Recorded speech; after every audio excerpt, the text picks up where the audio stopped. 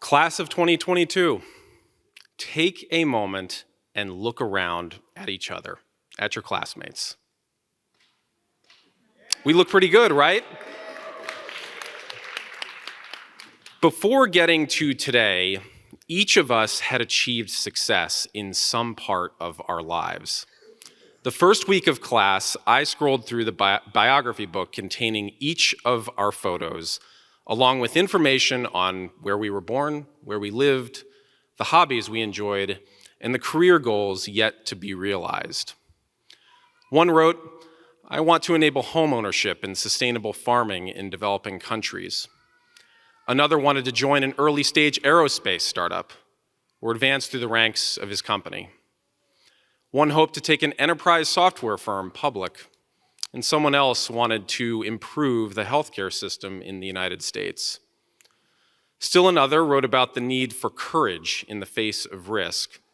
And one more, to go about doing good until there is too much good in the world. Quite impressive, right? I took one read through these and I had some mixture of excitement and trepidation. I remember thinking, what am I doing here?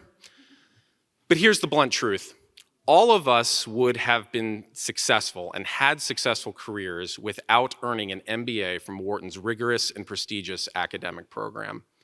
But something or someone pushed us to pursue this path anyway. All of us came here with some acknowledgement that we weren't quite satisfied with an element of our lives. We knew we could do more.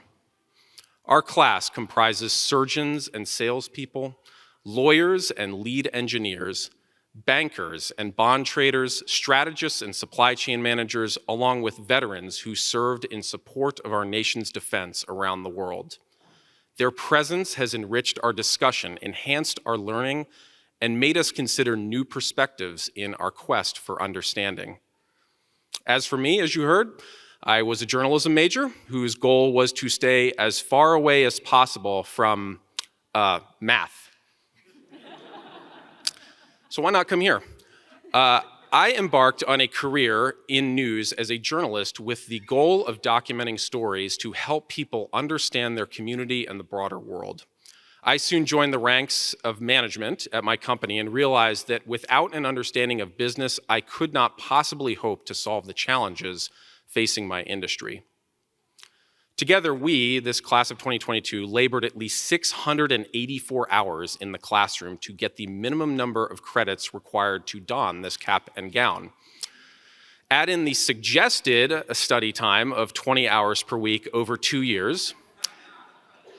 Even if some of that studying happened at the Wharton bar after hours, and you end up with nearly 2,100 additional hours of time or some 70 weeks of school on top of our full-time jobs.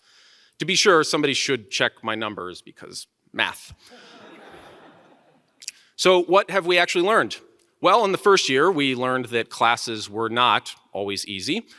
In the second year, when we actually had the choice, many of us decided to take some of the hardest courses anyway. We persisted, pushing ourselves to build new skills and learn from our failings. To all of the professors, administrators, staff, and TAs, thank you for sharing your wisdom and patiently guiding us through these challenging 2 years. With all of this work, it is no surprise that the pillars of our lives, family, work, school, and personal time, always seemed out of balance in a way that no optimization model from Professor Ziv Catalan's operations class could ever possibly fix. We missed weddings and birthdays, changed jobs, changed entire career fields. Many of us, myself included, became new dads, and several others became new moms. These women are the real heroes among us.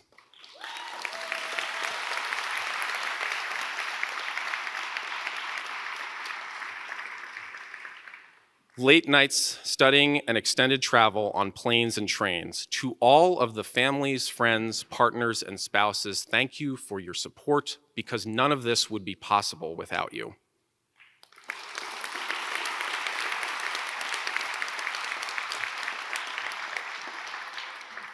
Again, no one sitting here had to do this. So why? For me, I realized it was, yes, finally, probably time to learn some math. But in all seriousness, I was eager to learn, and I wanted to be surrounded by excellence while doing so. And that's ultimately what I found here, along with a healthy dose of grit and resilience.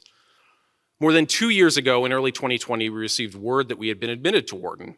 Just weeks later, the world changed, seemingly overnight, with the arrival of COVID-19 in the United States. We started this journey 3 months late, amid hope that the pandemic would last only a few weeks more, and we could all get on with our lives. How idealistic that expectation now feels. Our experience throughout this program has been wrapped in a pervasive feeling of uncertainty. Many of us privately debated about whether to continue in this 46th class, knowing at least some of the instruction would be virtual. Stay or defer. But we pushed ahead anyway. In the classroom, professors gave us formulas that tried to instill order amid the chaos. What will inflation expectations be 6 months from now? What kinds of cash flows can we predict from this investment? Much of what we read about uncertainty in our textbooks, we are now confronting ourselves. Most of us had to rip apart plans time and again with school, work, and our personal lives. Some lost jobs or were furloughed. Others have endured immense personal tragedy. To quote boxer Mike Tyson, everybody has a plan until they're punched in the mouth. The difference, of course, is that unlike a boxer, we have not been required to meet these challenges alone in the ring, but rather alongside this amazing community of people in front of me. When we finally came together in May of last year, I remember thinking a couple things. First, how poorly I had guessed everyone's height in the world of Zoom. And second, how much more engaging and thoughtful our classmates were in person. In the classroom, we learned how to become strategic thinkers, honed our leadership skills, analyzed statistical models, and pondered the ethical conundrums we will surely face as we grow as leaders. But beyond the academic work, our time at Wharton has ultimately equipped us to better handle how to make decisions amid this uncertain and unstable world. The late comedian Gilda Radner once said, quote, "I wanted a perfect ending. Now I've learned the hard way that some poems don't rhyme and some stories don't have a clear beginning, middle, and end. Life is about not knowing, having to change, taking the moment and making the best of it without knowing what's going to happen next. Delicious ambiguity." Whatever delicious ambiguity may lay ahead, I believe this class is ready to handle it. So I ask again, why are we here? We must now carry forward with our newfound knowledge, and it is our responsibility to use these wonderful gifts to build a better world.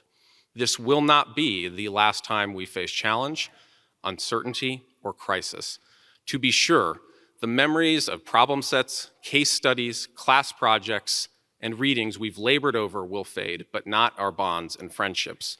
For all of the career success we will surely have, the personal relationships we've built here and nurture in the years ahead will give us far greater meaning to our lives than whatever job promotion comes next.